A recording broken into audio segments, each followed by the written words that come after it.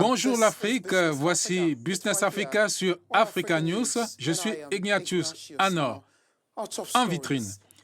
Le plus long pont d'Afrique suspendu au-dessus de la mer, construit au Mozambique pour stimuler l'économie locale. Le groupe Lafarge inaugure sa troisième cimenterie à Yaoundé au Cameroun, mais quel est l'impact sur les prix dans un secteur très concurrentiel? Et la Chine qui courtise l'Afrique avec son initiative La route de la soie. Commençons par l'Afrique du Sud-Est, où le plus long pont suspendu du continent devrait stimuler l'économie mozambicaine.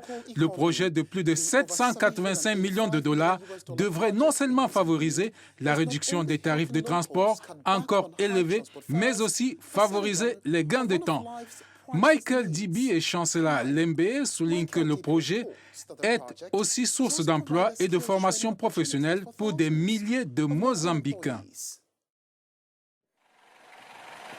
C'est un symbole du boom économique au Mozambique, le pont Maputo-Katembe. Ce géant ouvrage aux dimensions exceptionnelles de 3 km de long avec 60 mètres au-dessus du niveau de la mer. Financé par un prêt chinois, le pont permet d'enjamber la baie de Maputo et de relier rapidement la capitale mozambicaine au sud du pays, rapprochant ainsi le Mozambique de l'Afrique du Sud. Ce projet titanesque, débuté en juin 2014, va contribuer à améliorer les conditions de vie des Mozambicains en facilitant la circulation des marchandises et des passagers. J'achète la nourriture en Afrique du Sud. Je vais à Maputo. Avant, il fallait 4 à 5 heures pour atteindre la frontière.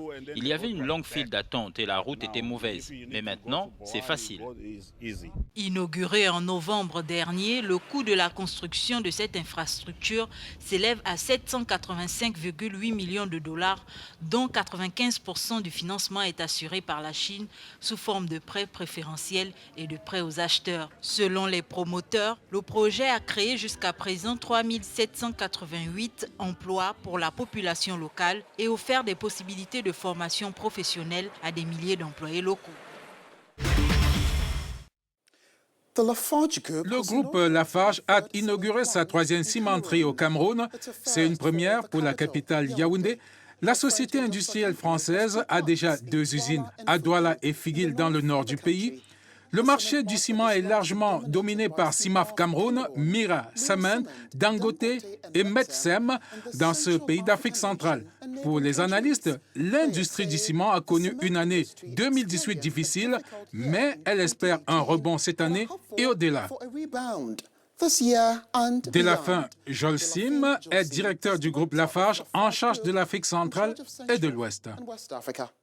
Je crois que, et c'est toujours ce que je dis lorsque je visite un client, si on prend l'exemple d'un client qui produit des blocs, ce qui est important pour lui, alors évidemment le prix du sac, le prix facial est un élément important.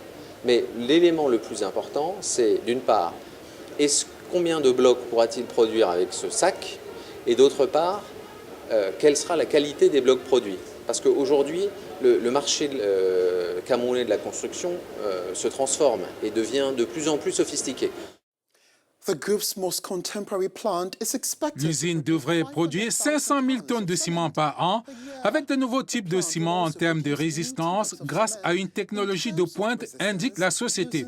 Au début du premier trimestre, le groupe Lafarge a réalisé un chiffre d'affaires supérieur à 30% et d'ici 2020, il est prévu d'augmenter la production de l'usine de Figuil, au nord du pays, de 150 000 à 190 000 tonnes par an. Selon le ministère de l'économie camerounais, la demande de ciment augmente considérablement en raison des grands travaux tels que les ports, les barrages et les routes. La demande augmente de 10% en moyenne par an. It estimates an average growth rate of 10%.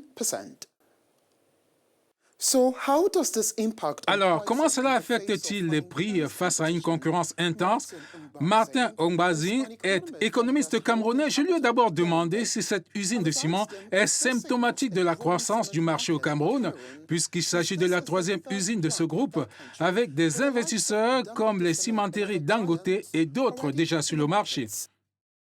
Le fait qu'il y ait suffisamment d'entreprises qui souhaitent s'installer au Cameroun dans la cimenterie démontre d'une certaine manière la vitalité de notre économie, de l'économie du Cameroun et par ricochet de la sous-région, de celle de la sous-région.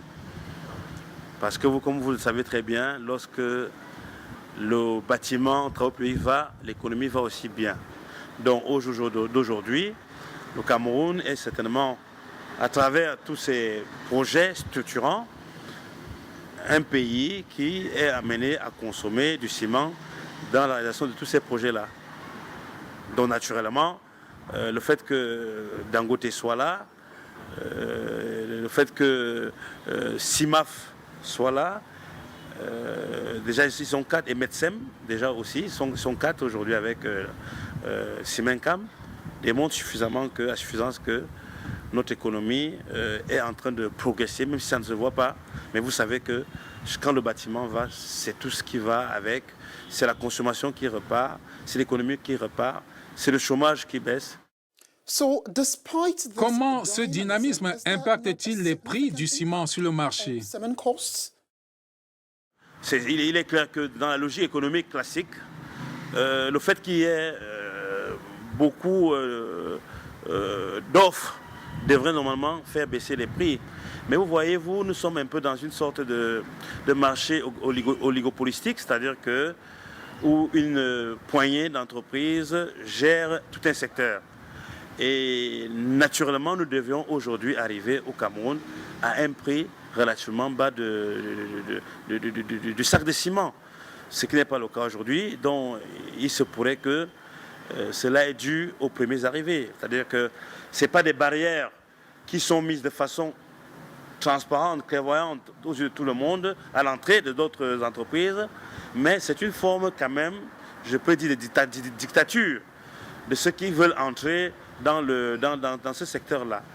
Il est clair qu'au jour d'aujourd'hui, nous voyons comment est-ce que cet impact des quatre entreprises productrices de ciment intervient au Cameroun ne permet pas de voir comment est-ce que le prix baisse. Quelles sont les perspectives du marché du ciment au Cameroun à moyen et à long terme? Oui, au regard de tous les projets que le Cameroun a engagés pour être émergent en 2035, nous pensons concrètement que les perspectives pour cette filière, pour ce secteur d'activité, ne peuvent être que positives. Vous savez très bien qu'en dehors de ce qui a déjà été engagé, il y a tous les programmes concernant les logements sociaux de l'État. Il y a tout ce qui concerne les routes à bitumer, les ponts à construire. Le secteur du ciment ne peut qu'être un secteur à bonne performance en termes d'attente. Nous avons la capacité aujourd'hui et la possibilité de dire sans jambage que cette progression va s'accélérer. Et d'ailleurs, il paraît qu'il y a une cinquième entreprise qui va s'implanter dans ce secteur-là. C'est dire que s'il y a un appétit en ce qui concerne ce secteur, ça veut dire qu'il est porteur. Ça veut dire que les perspectives, naturellement, sont bonnes. Nous vous remercions pour votre disponibilité, M. Martin Ogbazing. Martin Ogbazing est un économiste camerounais basé à Yaoundé au Cameroun. Vous êtes sur Business Africa. Nous revenons après une pause.